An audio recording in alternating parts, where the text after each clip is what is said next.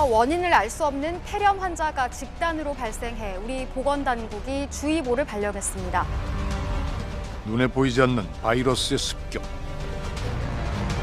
코로나 팬데믹이라는 전대미문의 국가적 위기 속에 10분에 1명꼴로 사망자가 나오고 있습니다. 지난 1년간 이어져온 코로나19 바이러스와의 전쟁. 끝을 알 수 없는 이 끔찍한 전쟁에서 벗어날 방법은 단 한 가지. I'm also pleased to report today that a vaccine candidate has begun the phase 1 clinical trial. Вакцина против новой коронавирусной инфекции. 코로나19 백신을 둘러싼 또 다른 전쟁이 시작됐습니다.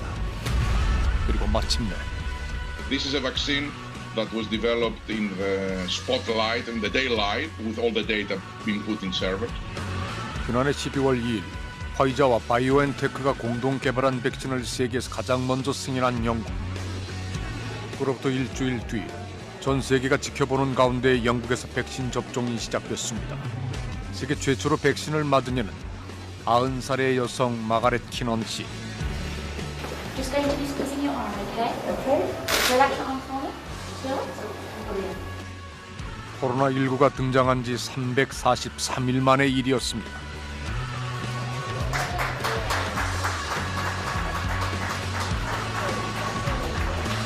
In the U.S., the Food and Drug Administration has just approved the Pfizer-BioNTech vaccine. 뒤이어 미국에서도 백신 접종이 시작됐습니다. 화이자 백신에 이어 자국의 제약사 모더나가 개발한 백신 역시 긴급 승인을 받으면서 백신 배포의 속도를 높이기 시작한 미국. First wave of Moderna shipments will be sent to more than 3,500 sites, a greater number than the Pfizer vaccine. The Moderna vaccine can be accommodated in more sites. 이어 캐나다, 유럽연합을 비롯한 서구권 국가들과 일부 중동, 중남미 국가에서도 대규모 코로나 백신 접종이 이루어졌습니다. 전 세계가 백신 전쟁에 뛰어들었던 지난 한 해. 그런데 무슨 일인지 우린 그 전쟁에서 한 발짝 물러나 있었습니다. 생활 백신이 이미 굳건하게 거리두기 등을 통해서 갖추어져 있기 때문에 백신을 세계 최초로 맞는 그런 상황은 가급적 피해야 되는 상황이고, 또한 우리나라에 가장 먼저 들어올 백신은 해외에서 이미 접종이 시작된 화이자와 모더나사의 백신이 아닌 영국의 제약사 아스트라제네카가 개발한 백신으로 접종 시기가 다른 나라보다 최소 2달가량 늦을 것으로 알려져 논란이 되고 있습니다.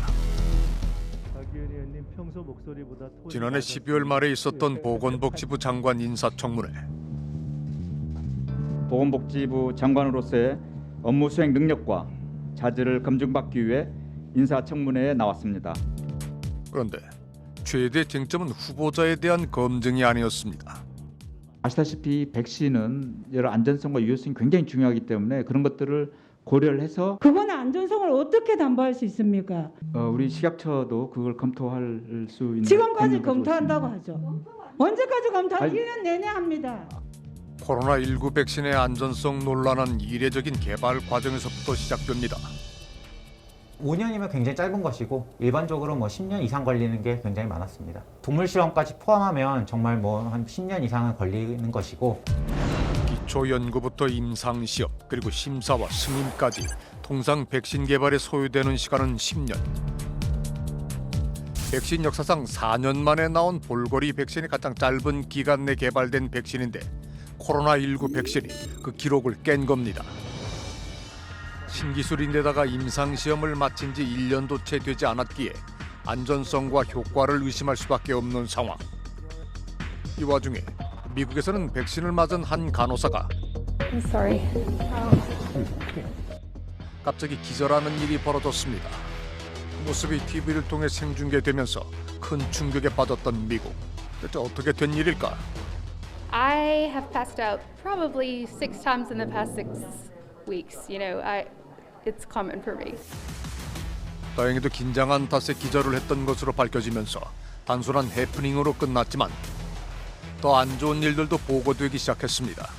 알레르기와 안면마비와 같은 부작용 사례가 발생하는가 하면 이스라엘에서는 백신을 접종한 노인 2명이 연달아 사망하는 일이 벌어진 겁니다. 전 세계적으로 백신에 대한 불안감이 걷잡을 수 없이 커지자 안전성에 대한 우려를 불식하기 위해 나선 모더나 대표.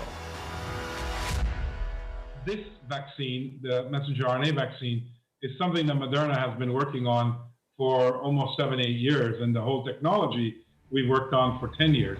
앞서 나타난 부작용들은 일반 백신에서도 보이는 비교적 가벼운 증세라고 설명했습니다. 사망한 두 노인은 평소 기저질환을 앓고 있었던 것으로 확인됐습니다. 모더나와 화이자는 최종 임상시험 결과 그 수치를 크게 웃도는 90% 이상의 예방 효과가 확인됐습니다. 저희가 보통 잡는 괜찮은 백신의 기준은 60-70% 이상 나오면 효과가 좋다고 생각을 합니다. 90%는 어마어마한 숫자. 아마 현재까지 나와 있는 전 세계 수십 종류의 백신 중에서 가장 좋은 종류에 속하지 않을까. 백신 접종에 있어 안전성, 긴급성 모두 포기할 수 없지만 우선은 백신을 확보하는 일이 중요해 보입니다. 지난해 봄 성공 여부가 불투명했던 개발 초기 단계부터 세계 각국이 적극적으로 선구매에 나섰던 이유도 그 때문입니다. 지난해 12월 캐나다에서는 인구수의 5배가 넘는 물량을 확보했다는 소식이 들려왔습니다. 영국은 3배 가까운 물량을, 뉴질랜드와 호주는 각각 2배가 넘는 백신을 선점하는 등 어떤 백신이 성공하고 실패할지 가늠할 수 없었기에 대부분의 나라가 백신을 확보하는 데 거액의 돈을 투자했습니다. 그렇다면 같은 시기 우리의 사정은 어땠을까? 대한민국이 확보한 백신의 물량은 전 인구의 70%였습니다. 정부는 당초 계획보다 약 1,400만 명분이 더 많은 최대 4,400만 명분의 백신을 확보하였습니다. 지난해 12월 당시 OECD 37개 회원국 가운데 34위 최하위권. 백신 확보 비율이 우리나라에 못 미치는 나라는 아이슬란드, 콜롬비아, 터키 3개국뿐이었습니다. 우리는 백신 확보에 적극적이지 않았던 걸까? 확진자와 사망자가 폭증하고 있는 미국, 영국 등의 나라와 대한민국의 조건은 다릅니다. 우리는 그렇게 도박을 할 정도로 환자 많지 않으니까 그 어마어마한 돈을 외국 회사에 망해도 좋으니까 우리는 다 베팅할래. 하나만 건져도 좋아. 미국 회사에다가 돈 왕창 주고 너네 실패도 좋으니까 개발만 해줘. 이럴 이유는 없잖아요. 감염병하고의 싸움은 전쟁을 대비하고 준비하는 거랑 같다고 생각해요. 지금 전쟁이 일어나지 않잖아요. 몇십억, 몇 조를 들여서 뭐 헬리콥터를 사고 비행기를 사고 미사일을 만들어요. 전쟁은 없지만 훈련하기 위해서 공중에 쏘기도 해요. 이것이 낭비인가? 그렇지 않죠. 이건 안전에 대한 투자예요. 눈에 보이지 않는 적, 바이러스와의 전쟁. 그 전쟁에서 이기기 위해 무기를 준비하는 것은 어찌 보면 당연한 일이라는 겁니다. 그렇다면 지난해 우리가 준비하고 있었던 무기는 뭘까? 우리가 방역에 있어서 모든 국가가 되었듯이 치료제와 백신 개발에 있어서도 앞서가는 나라가 되어 우리의 치료제와 백신으로 인류의 생명을 구할 수 있게 되기를 기대합니다. 코로나19와의 전쟁에 있어 K방역의 성과에 이어 국내 백신과 치료제 개발에 방점을 찍었던 정부. 특히 게이츠재단이 코로나19 백신 연구 개발비를 지원한 백신 개발에 성공하면 내년 6월부터 연간 2억 개의 백신을 생산할 수 있을 것이라고 밝혔습니다. 빌 게이츠 재단에서 백신 연구 개발을 지원했다고 알려진 해당 바이오 기업에 관심이 집중되면서 주가가 급등하기도 했습니다. 지난해 정부의 지원을 받고 백신 개발을 시작한 국내 기업은 3곳. 과연 국내 백신 개발은 어느 단계까지 와 있을까? 저희가 사실 글로벌리 봤을 때는 당연히 좀 후발주자입니다. 후발주자로서 좀 더 경쟁력과 차별성, 우수성을 높이기 위해서 저희는 특히 변종에도 대비 가능한 그러한 이제 차세대를 좀 개발을 해서 그것도 또 빨리 진행을 해서 최근에 이제 승인을 받고 지금 일상을 진행 중에 있습니다.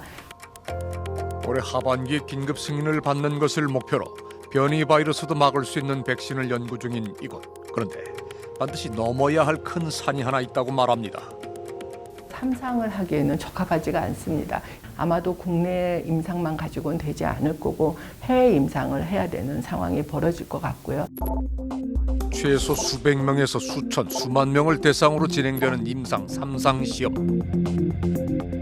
임상 임상 참가자를 두 그룹으로 나누어 한쪽에는 백신을, 다른 한쪽에는 가짜약을 투여한 뒤 이후 두 그룹에서 발생한 감염자 수를 비교해 예방 효과를 산출하게 되는데, 이 단계를 통과하면 백신의 시판이 가능해집니다. 하지만 대규모 참가자와 이에 따르는 비용이 발생하기 때문에 국내에서는 현실적으로 빠르게 진행하기 어려운 삼상시험.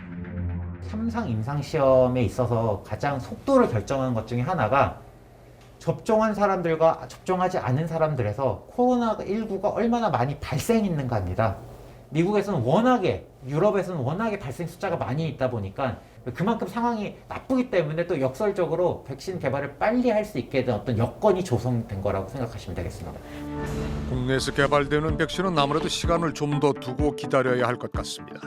그런데 12월 13일 신규 확진자가 1,000명을 돌파하며 처음으로 네 자릿수를 기록하게 됩니다. 사상 최악의 대규모 유행은 해를 넘긴 지금도 이어지고 있는 상황. 이것은 겨울에 다 활동성이 엄청 강해지거든요. 확산세를 잡을 수가 없는 거죠. 겨울엔 대유행이 온다. 사실 의료인은 누구나 다 예측을 할 수 있는 거였거든요. 그제야 해외 기업의 백신 추가 확보에 나선 정부. 백신 물량을 추가 확보하여 재정적인 부담이 추가되더라도 국민의 안전과 생명을 최우선으로 고려해 주기 바랍니다. 그런데 여기서 드는 한 가지 의문. 우리는 왜 모더나와 화이자가 아닌 아스트라제네카를 선택했던 걸까? 초기에는 아스트라제네카의 백신이 가장 빨랐던 게 맞아요. 얘가 임상 연구도 가장 먼저 진입을 했었고요. 상대적으로 비용이 저렴한 것도 있을 뿐만 아니라 우리나라에서 생산할 수 있는 시설을 갖게 되니까 백신의 확보의 측면에서 되게 더 안정적일 수 있거든요. 모더나와 화이자가 개발한 백신을 우선순위로 두지 않았던 이유 중에는 까다로운 보관 조건도 있었습니다. 특히 화이자 백신은 영하 70도 이하의 초저온 냉각 상태에서 유통되어야 하는데 이러한 유통 시스템이 국내에는 충분하지 않았던 겁니다. 반면 아스트라제네카의 경우 6개월 동안 냉장 상태로 보관이 가능해 별도의 유통 시스템이 필요 없는 데다 1회 접종 비용도 화이자 모더나에 비해 5배에서 10배까지 저렴해 당시엔 가장 합리적인 선택으로 평가받았습니다. 예방 효과는 모더나와 화이자보다 다소 떨어졌지만 일반 백신의 평균 수준으로 백신 자체로서는 문제가 없었던 아스트라제네카. 그런데 임상 참가자 중 한 명에게 척추에 염증이 생기는 일이 발생해 갑작스럽게 임상 시험을 중단하게 됐고 개발에 차질이 생기고 만 겁니다. In the past 9 months, my administration has initiated the single greatest mobilization. 워프 스피드 작전의 결과로 지난해 7, 8월 1억 5천만 명이 접종할 분량을 계약할 수 있었던 미국. 모두의 예상을 뛰어넘고 전례 없는 성공을 거뒀다는 평가를 받고 있습니다. 이에 반해 우리는 백신을 확보할 수 있었던 골든타임을 여러 차례 놓쳐버렸다는 평가를 받고 있는 상황. 우린 왜 기회를 잡지 못했던 걸까? 사실은 백신 TF를 우리가 작년 7월에 만들었습니다. 정부 내에. 확진자 숫자가 뭐 100명 이런 정도였거든요. 우리나라는? 네. 예. 그러니까 백신에 대한 의존도를 그렇게 높일 생각을 하지 않았던 측면이 하나 있습니다. 네. 코로나19가 안정세로 돌아섰다고 성급하게 판단한 결과는 아니었을까? 그런데 한창 개발 중인 백신에 대해 선구매를 하지 못했던 이유는 또 있었습니다. 의약품을 미리 구매할 때 필요한 수량을 예측해 계약을 하라고 규정하고 있는데 코로나19 백신처럼 현재 개발 중인 의약품과 관련된 조항은 없는 겁니다. 현행 감염병 예방법에는 이런 백신을 개발이 완성된 백신을 구매할 수 있도록 하는 근거 조항은 있어요. 그러니까 선구매하고 장기 계약을 체결할 수 있는 근거 조항은 있는데 아직 개발 단계에 있는, 그러니까 완성되지 않은 백신을 선구매할 수 있는 근거 조항이 없습니다. 정부의 한 박자 느린 대응이 쏟아지기 시작한 비난. 그러자 며칠 뒤 열린 간담회에서 대통령은 빠른 접종을 약속합니다.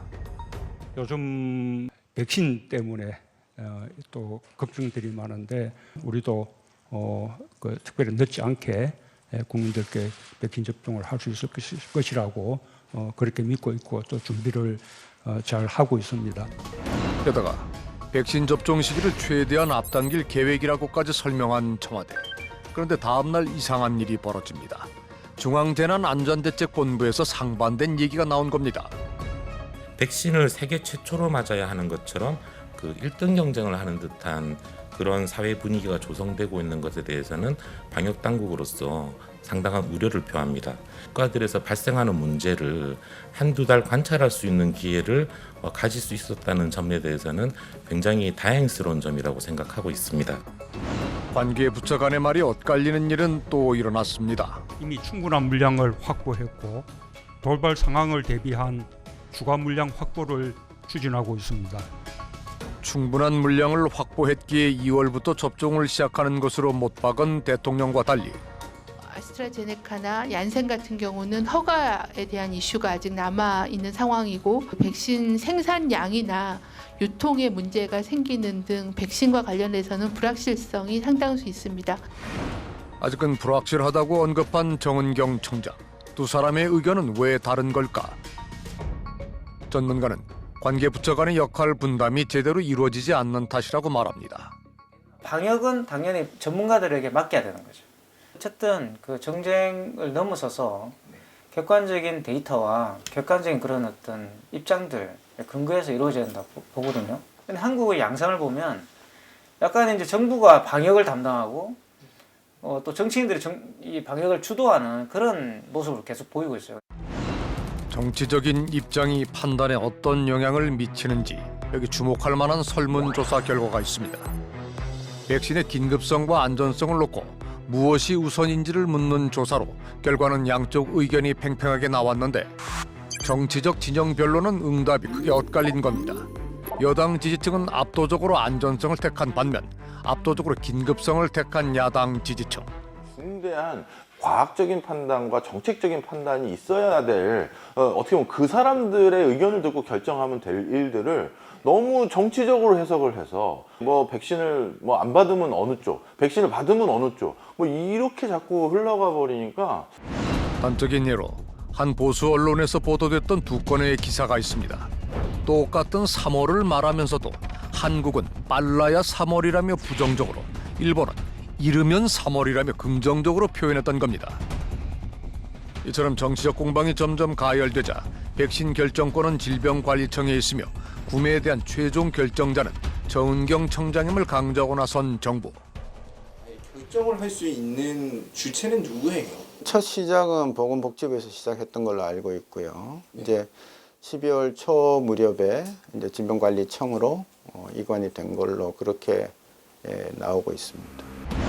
대통령의 노력에 대해서도 의견이 나뉩니다. 성과를 낸 것은 분명하지만 실무자들에게 잘못된 신호를 줄 수 있다는 우려도 있습니다. 그런 모습을 보이니까 마치 대통령께서 방역을 주도가 있는 것 같은 인상을 주게 되고 그러면 자연스럽게 지금까지 해왔던 방역청의 이 역할들은 잘못된 것이 되는 거잖아요. 그러니까 여기서 방역청이 사라져 버리는 거예요. 우리나라에 들어오기로 확정된 백신은 최소 4종. 각각 시기도 다르고 물량도 다르기에 누가 언제 어떤 백신을 맞을지 미리 사회적 합의가 필요한 상황입니다. 굉장히 다양한 사연으로 예방접종을 먼저 맞을 필요가 있다. 동의해달라라는 얘기가 나오겠죠. 실제로 예방접종이 시작되면 굉장히 많은 청와대 청원이 갈 거라고 저는 상상을 해요.